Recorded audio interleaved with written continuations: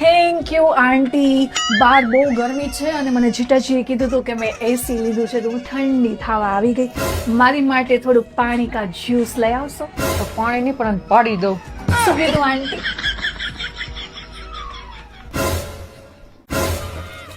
અરે બબીતાજી તમે અહીંયા?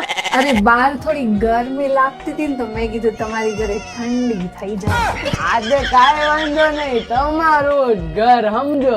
હા, આંટીને કીધું છે જ્યુસ લઈ આવવાનું. એલી બેન આ હજી ગયા રસ્તો પકડાતે કાઢ્યો નથી આને. કરમની કઠણાઈ બેન, જેવું દુઃખ તારે છે એવું મારે જ છે. બેયના સિક્કા ખોટા છે, આપણા ઘરમાં જ બધા એવા છે. આંટી જ્યુસ તો આપો. તને તો જ્યુસ નહીં ઝેર આપવું જોઈએ, ઝેર.